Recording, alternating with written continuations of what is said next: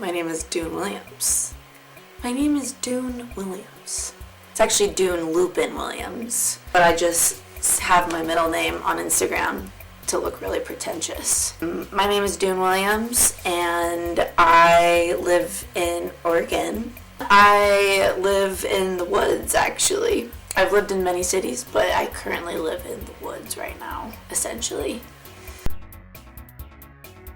I honestly just started really collecting tapes like last fall, which is like really even shocking to me because just VHS culture and collecting tapes is like the coolest thing on earth, and it makes me feel really cool, but also like really myself. Honestly, just feels like something I've been doing my whole life, really, just because of growing up on VHS and growing up watching tapes, and that passion has never really died. So the fact that I have my own collection now, it's I don't know, it's one within itself. It's just connected to me, and I think subconsciously it's always existed. These tapes have been waiting for me. Well, I love collecting tapes, and if I had more time, which is a really stupid excuse, I would have a lot more tapes, but it's become kind of a specific, curated process for me, where even if I'm in a shop that has like 25-cent tapes, it's really hard, obviously not to buy all of them, but I've gotten to the point where, or just, I don't know, from the beginning in a way, just because, I'm 26, I have been, traveling a lot, moving around, and gone to a lot of different film schools, and, COVID, moved back home, and yeah, I think just having more time has, I don't know. No, actually, the answer, I have the answer. Cut all that bullshit out. The answer, honestly, is collecting TVs recently, and you can tell I didn't really think about these answers. I'll take videos of this and you can show this here, but last year is really when I started, when I got my first job and had money, the first thing I wanted to spend it on was old TVs, and I started finding an interest in TVs that had VCRs in the TV, and just so mind blown by that, to the point where it made me want to bring out some of the old tapes that have been in my family's home for years, and starting to collect my own, or have my own collection. Starting to collect my own collection. There we go. I started really collecting tapes when I started collecting these TVs, which is just two in particular, but the Panasonic is by far my favorite child. It's my star child. It's the golden child, and changed the game. That's when I stopped watching Netflix. It's when I stopped streaming movies on my laptop. Most of my work is on devices for my big girl job. Watching a film on my laptop is the last thing I want to do when I want to watch a movie, especially after going to film school and having to watch so many films. It's most convenient watching it on your computer, and when I graduated and bought this Panasonic with the VCR, I'm like, I'm never going back. I only want to watch movies on this, and it's my favorite time for myself or whoever's with me to see the nerdism. I love it so much. Fuck you, Netflix! I don't know how many tapes I own. I'm sorry, I didn't count them. I don't have 10,000 like the cool cats on this channel. I wish someday I'm gonna be that bitch that can say I have over 10,000 tapes. But I don't even know how I could process that in my life. Well, fun story. This shelf was given to me, and it was specifically designed for VHS tapes. In fact, I guess it was a part of one of Tom Hanks's production companies, specifically for tapes. I just said that. But yeah, shout out to Drake at Tin Pan Theater in Bend, Oregon. His parents are in the industry, I guess, and I'm about to hit him up for another one because I've filled it. Bottom shelf is DVDs, which we don't want to talk about that here. But my stack is growing. Stacks on stacks. My stack is growing. I have a lot of tapes around me right now, which I will B-roll. I'll show you the tapes that are surrounding this little orbit I have right here. But this is like the gallery. I will kind of organize it differently at times. I'll organize it by color. I will organize it just purely based off the aesthetic of like cover art. I will organize it by genre.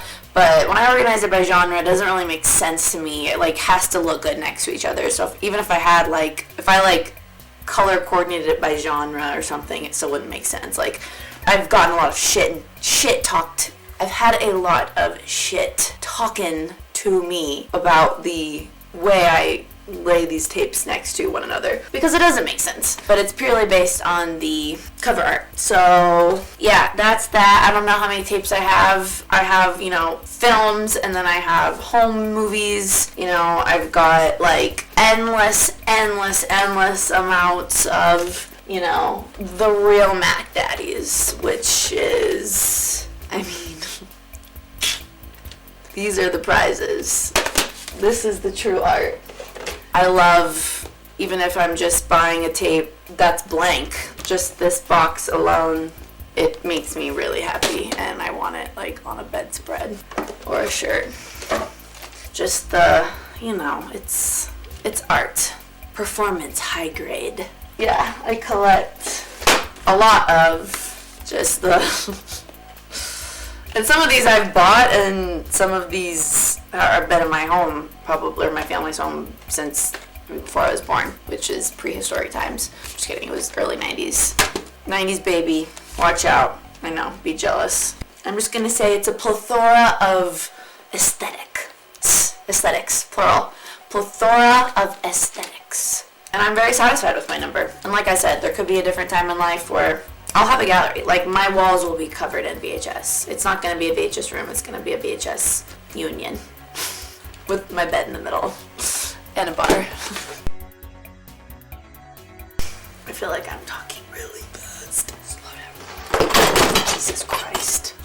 Okay. This tape is... I feel like I need to fill this gap behind me so we look like I have a lot of tapes. But...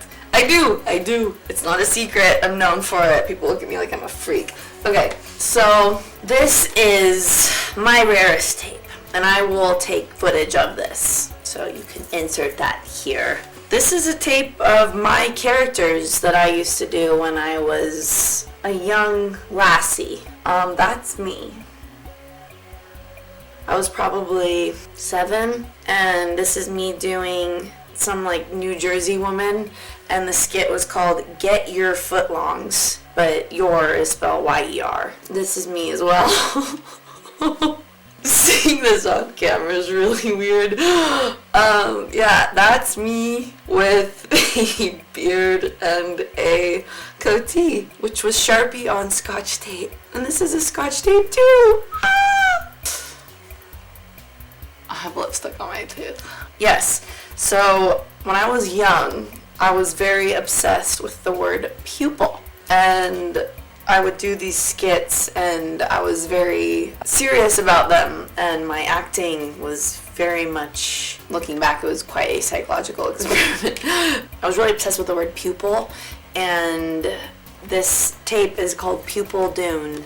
And my dad made this. He made a copy for our family, and then he made a copy for a cousin of mine who's a cousin by marriage, so we're not blood related, but she was in some of these skits. She stayed with us when I was little with my grandparents, and she liked to act too, and she was in some of these skits, and my dad made another copy of this tape and gave it to her parents, which is, oh god, poor people. But yeah, so there's 4 skits plus bonus footage. And I'll take videos of this. The skits are called The Hot Tub Guy, Get Your Footlongs, Clarice Kensington, which was a character I used to do, which was like this little old British lady, and then The Little Old Ladies, which was with this cousin of mine. Plus bonus footage, which I've been scared to watch this. This shit's rare, but this is a prize, and I'm really scared to put it on. Look at that, it's all perfectly ready to go. But what my dad did to make this, which is so cool, is he literally just filmed the TV. That's how he made this. He filmed the TV and recorded it, I think. Another prized tape of mine. This is funny. So this is one of my favorite films of all time. Green Card, Gerard Depardieu and Andy McDowell. Directed by Peter Weir, Music by Hans Zimmer. Yeah, Green Card is one of the most aesthetically pleasing 90s love stories. Filmed in New York. It's got this French influence. Most amazing set design and the most it's c'est magnifique. I've really bonded over this film with my mom. And for Christmas last year, she got me this tape, but it's like sealed, like totally sealed, and has this like really old school movie deals sticker. Like this is right here, that's a sticker, and it's from New York.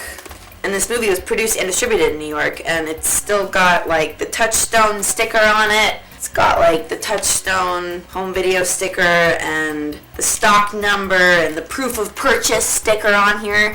And I don't really think some dude in his basement that's selling this shit, which is most of the people on the internet that sell VHS tapes still, went through the efforts to seal this shit. So I've been very superstitious about opening it because I think it might be kind of rare. So the film came out in 91, I think. Don't quote me. I'm not gonna Google this shit right now. It's on here. Maybe it's not. Anyway, early 90s. If you liked Pretty Woman, give Green Card a try. That's how you got your film reviews back in the day.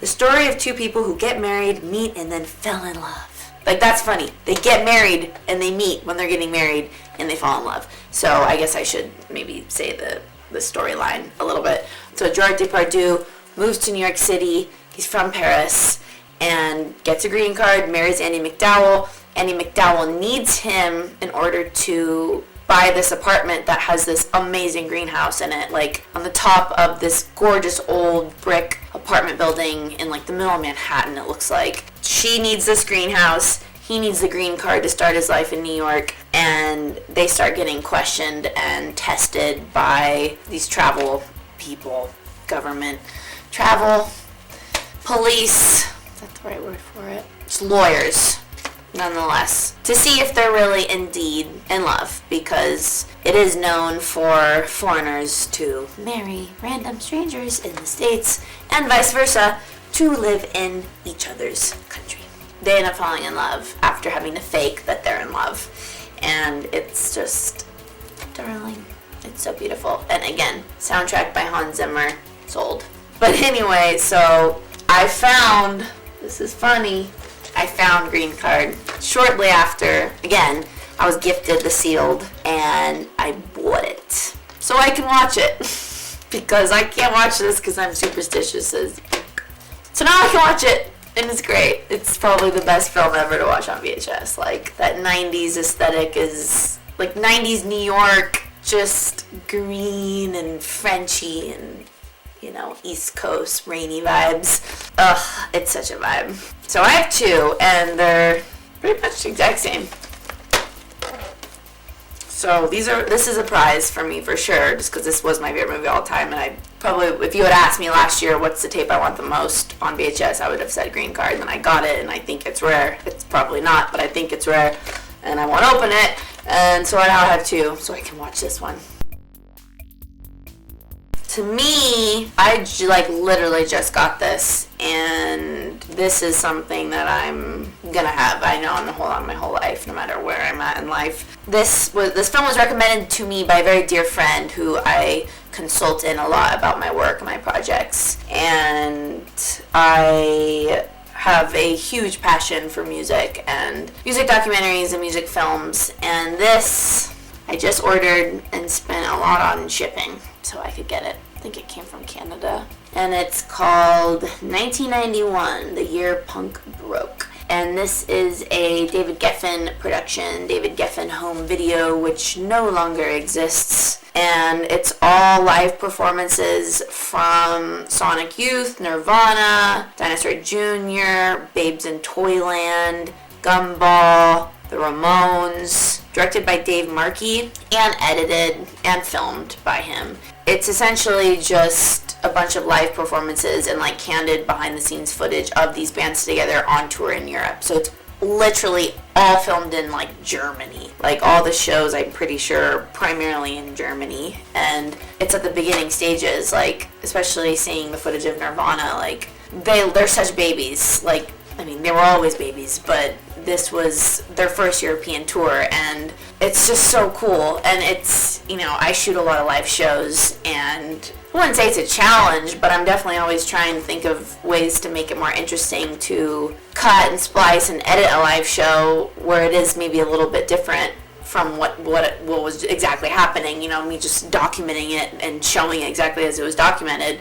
But the way it's edited is like, it's like abstract and experimental enough where it enhances the live footage, if that makes sense. It's just cut and edited in such a cool way. All these live bands, night and day shows, and, you know, really great candid shots of the crowd, and also what was happening behind the scenes, and just during like style, and like just the characters from some of these musicians, you know, like they're just all characters, and they're so young, and they have no idea how impactful they already were on society, but that they were going to be in music history and punk history. And now, you know, looking back, and I've spent so many hours on YouTube, especially with Nirvana, I mean, and in general, so many hours on YouTube, trying to find the most rare, you know, footage of interviews and live shows. And there's some clips on here that you would probably, if you love punk history and watching all that shit, you've probably seen this, some of these scenes on the internet, but then it's like, it will evolve, and you're like, you can't find this.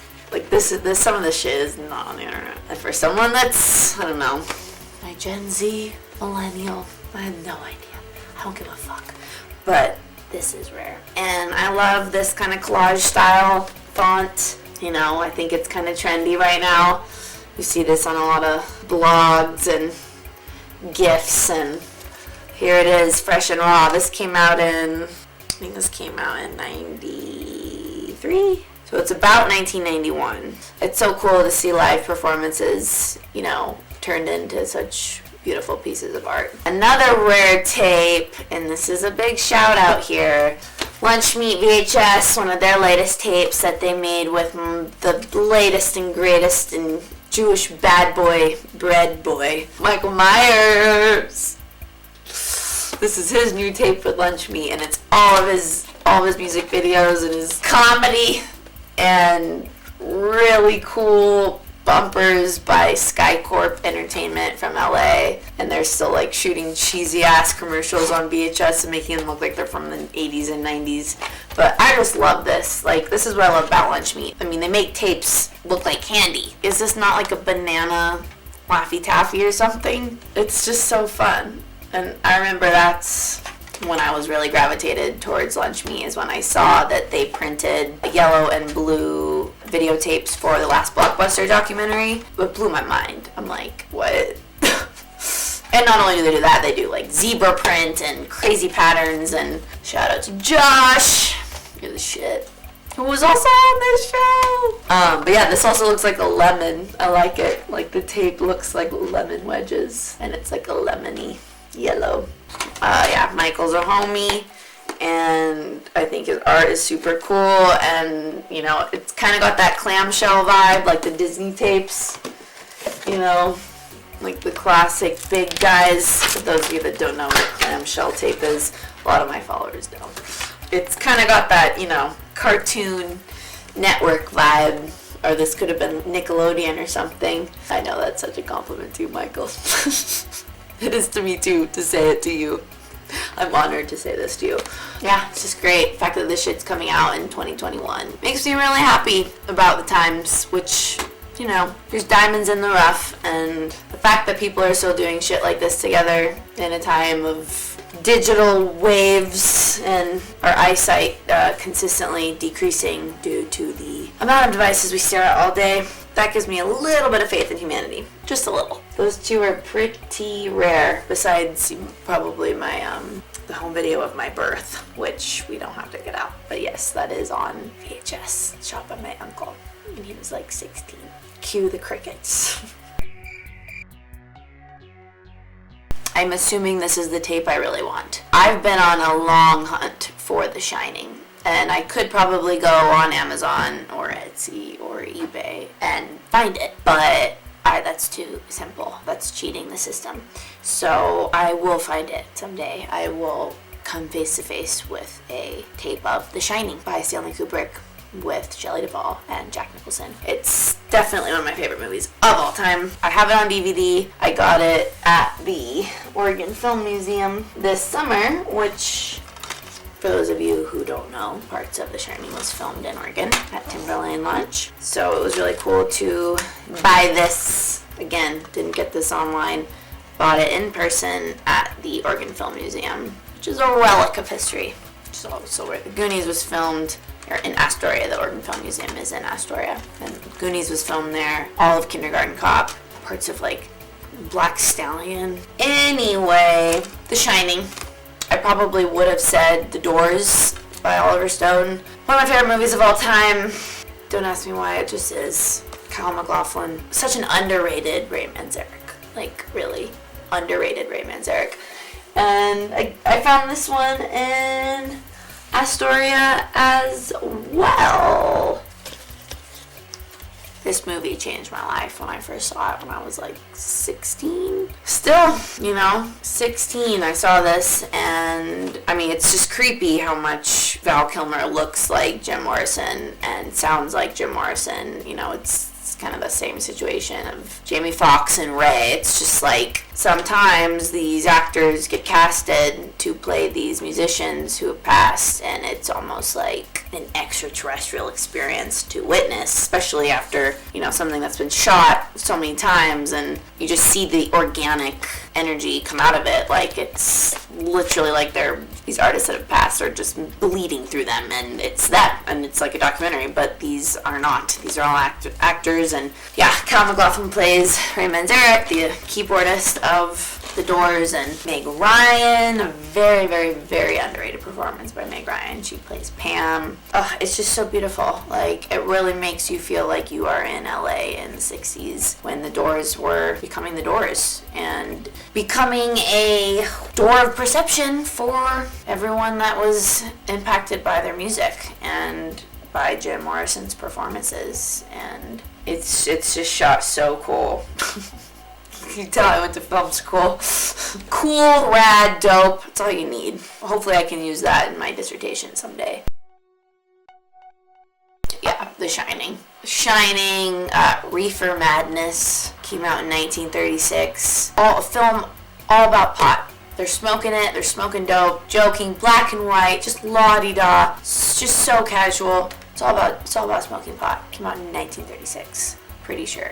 Maybe 46, but before the 50s, like Reefer Madness. It was all about reefer. Anyway, it's public domain, so you can watch it for free online, but I would love to have it on VHS.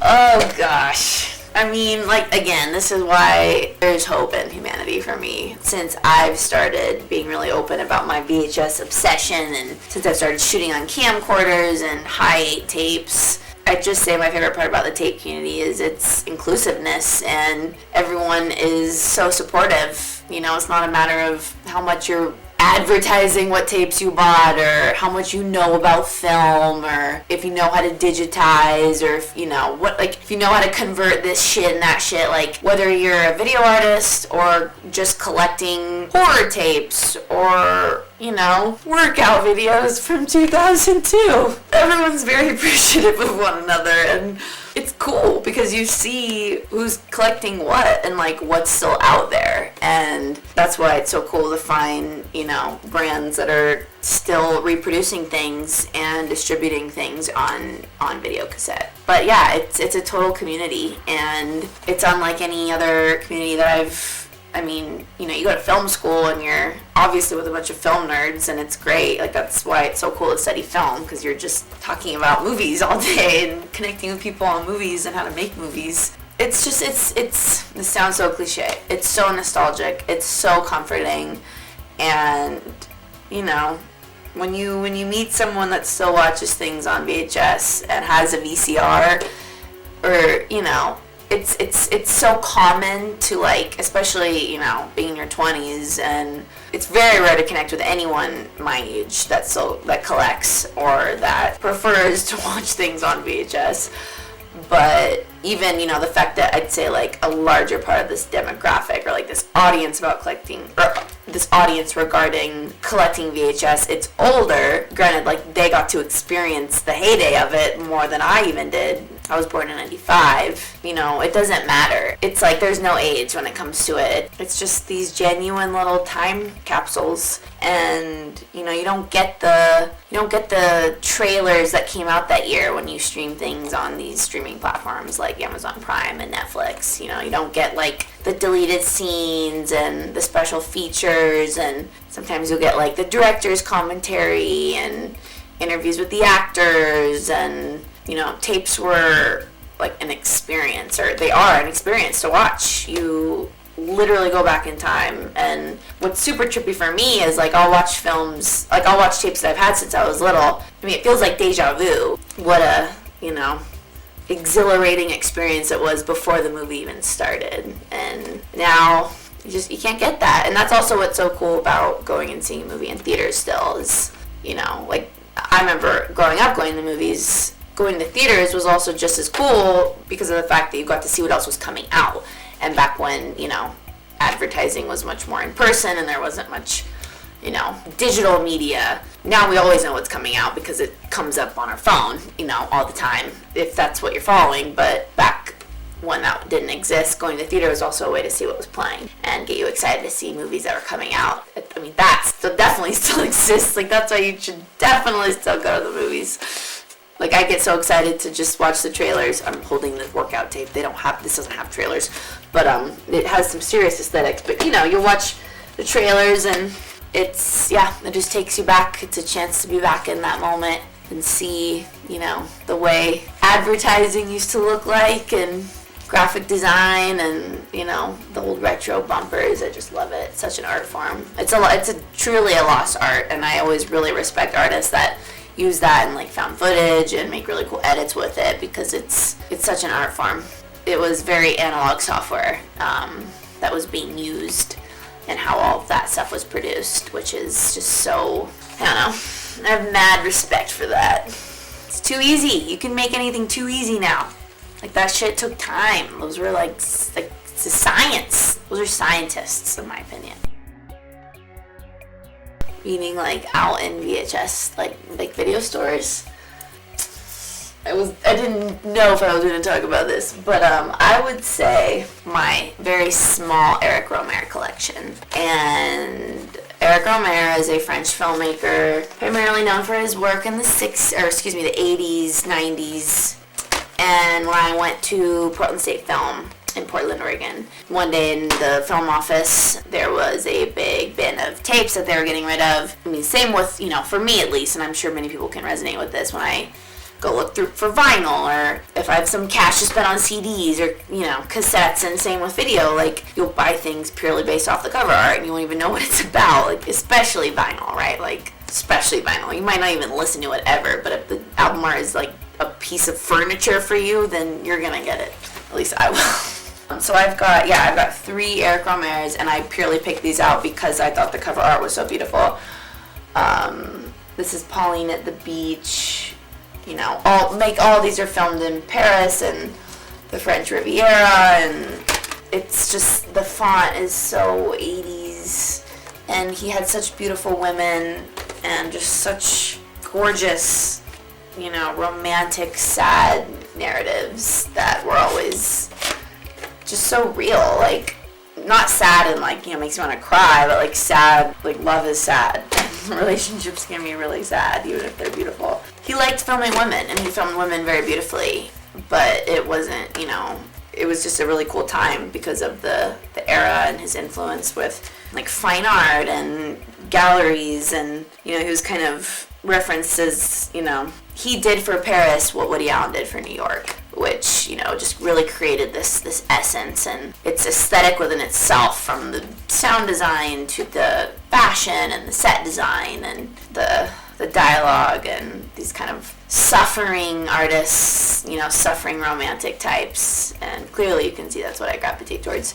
Yeah, this was a total random score. In fact, I collected these tapes before I even had a VHS, or before I even had a VCR. This was in Portland. I didn't have the Panasonic yet. I got the Panasonic after COVID here in in Central Oregon in the mountains and the woods. But I love these tapes, and I remember the student that was working the desk, I was like, wait, like, why are you guys giving these away? Like, we're not showing these? Like, do we have a VCR? And she's like, no. So I'd say my little mini Eric Romer collection, and I mean, these are just 3 of his films. He has tons of work I'm not even familiar with, but these are 3 of my favorites. Full Moon in Paris, Pauline at the Beach, and Rendezvous in Paris.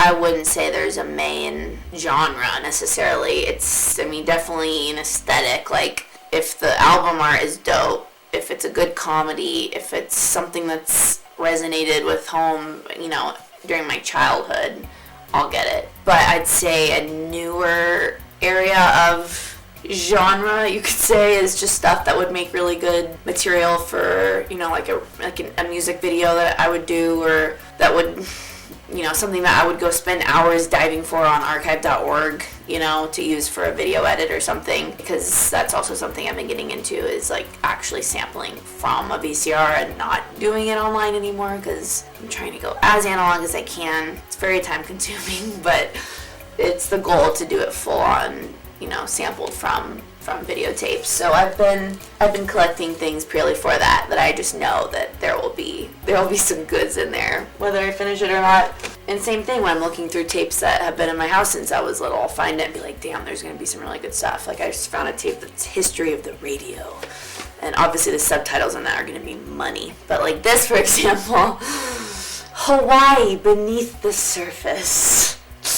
This came out in 1993. Got this here in, you know, the woods, and it's like this travel tape of like some cruise ship called Atlantis, or actually no, it's a submarine that goes to Waikiki, Kona, and Maui, and it's just all this underwater turtle footage, and it has like smooth jazz and whale sounds, and I will play it just to have it on, because it's so relaxing. But I would, you know, I'd love to sample this. So my eye and my mind has kind of been gravitating towards that more sometimes, is looking for stuff that could be good material to sample in some way in my next VHS by Doone endeavors. And I would say, you know, probably music, documentaries, music films. They're just so fun, and it's, you know, it's a way to combine your 2 favorite mediums. So, you know, I've got Spice World, I've got the punk one, I've got this Frank Sinatra one. Film library. They're so bad. They're so long. Actually, Judy Garland is at one of these though, which is cool. But I'd say sci-fi maybe, and like psycho thrillers. So I've got Close Encounters. I've got 2 editions of Close Encounters, because you've got to have the collector's edition and the special edition. There's a difference. Especially because this one's like metallic. Like, why can you have, like, how can you have a bad day if this is glowing at you? Star Trek. Like, whatever you'd want on a shirt or something, you might as well, like, you can't rep it until you have it on VHS. Silence of the Lambs. American Werewolf in London. I'd say probably the kind of,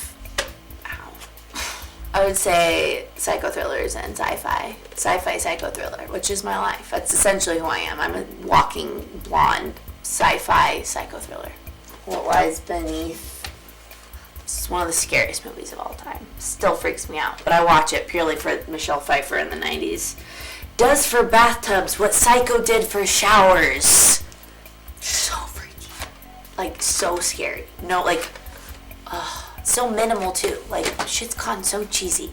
Psycho thriller, horror, ghost story, spine tingling, says Chicago Tribune. I'm really proud of my Pulp Fiction. I know we're going on a tangent, but really proud of Pulp Fiction. Because they put this shit on a t-shirt at Urban Outfitters now, so I have it on VHS, bitches! And I haven't mentioned this yet, but I'm shooting on high right now. I'm filming on my camcorder from 1998. So fuck you. I've got a pretty good 80s comedy collection going right now. I mean, according to all the elders that have been on this channel, they're gonna laugh because this is probably like what they can count on their hand in their collection. I mean, they've probably got the mashed potatoes and gravy of the 80s collection. They probably have every single 80s comedy that was collected.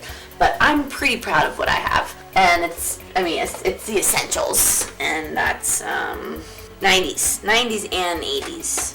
What about Bob? I mean, Bill Murray, Richard Dreyfuss. Funniest movie of all time. Like, if you're having a shit day, you really just need to watch this and you'll be fine. Mrs. Doubtfire. I've got, Ferris Bueller's Day Off, like Dirty Dancing. I've just got this to have it. Like, I've gotten some of these to have in the collection. I don't watch it. Like, I'm not that bitch that's obsessed with shit like this. Like Sleepless in Seattle. I have, like, When Harry Met Sally. I have Pretty Woman. This is the kind of thing that will, like, come up on Netflix, like, all the time. If they see that you watched one, like, 90s rom-com or 80s rom-com, like, this is gonna come up nonstop. Be like, oh my god, like, we're showing Pretty Woman this week. Like, recommended for you. Then it's that one 90s rom-com that everyone loves again because it's been marketed so well. But you gotta have them in the collection, and they're great. I haven't done one trade. I know, you probably don't want this interview on your channel. I haven't done one trade. I've just been gifted them. And given. Wait. No. I've never given a tape. Because I'm a loner. I don't have friends. I'm just kidding. I just gifted them. My newest tape was Michael Myers. This was just sent to me. So was Heavy Metal Parking Lot by Lunch Meat. 35th anniversary edition. And then, yeah, the Punk one. These are my last three. But it's on the schedule this next coming weeks to go do this thrift shop that is here that has a 25-cent collection. And I'm ready to extend and ask my friend if he has another shelf because we're growing. This empire is building. Yes. I think, it's not the first one I ever owned, but it's probably, besides anything Disney related, that I have probably the oldest memories of. 20th Century Fox, Baby Take a Bow with Shirley Temple. Oh, God. This movie used to make me laugh when I was so young. It's great, and it's actually kind of like a film noir murder mystery, and it's intense as fuck. Heck, it's really intense for a children's film. I mean, Shirley Temple didn't mess around. Like, narratives that she was in was a lot more than just bouncing around in ballet slippers with a tutu on with Raggedy Ann hair. She was definitely a little intellectual artist and understood, things that were going out, or things that were, happening in these stories, which was, this has murder, it has sex, humor, kind of underrated, but this came out in 1934. Not this tape, this is remastered for sure, but, because this is the exclusive color edition family feature. I'll watch it with my cat. Oh, that's right, part of it. So it starts out, it's one of those things that starts out black and white, and then I think it gets colored. And it's just really funny to see how it's colored, because it's like Barbie land colors. Like the pinks are very pink, and the hair is very, like, gray, and the skin's very orange. But yeah, Baby Take a Bow really pursued the young ballerina Doone. I used to do ballet, and Shirley Temple was my influencer. But yeah. I would say this, or everyone's favorite. Is this Fantasia 2? No, this is just Fantasia. Fantasia 2000 is something else. I've seen it on VHS, but I've held back. That's the thing. It's kind of a, it's like shoes. For me, at least. I can go buy all of them, or I can calm myself and collect myself and say, Doone, you don't need it. There will be a time. For some reason, I'm like that with VHS tapes, even if they're only 25 cents or $1. I've seen Fantasia 2000 out there, but I haven't got it because I'm just not ready for it. I'm not ready for that greatness. So I've got the first Fantasia, which is phenomenal. It starts out with the live orchestra and the animation and the illustration. It's just phenomenal. And with the music and the compositions, it's really high art. Like, that's some very intellectual genius. You could make any baby a genius by just watching or showing them Fantasia. You don't need an iPad, you just need Fantasia. True masterpiece, like most video cassette tapes are. So, I hope I passed the test. I'll shoot some B-roll now.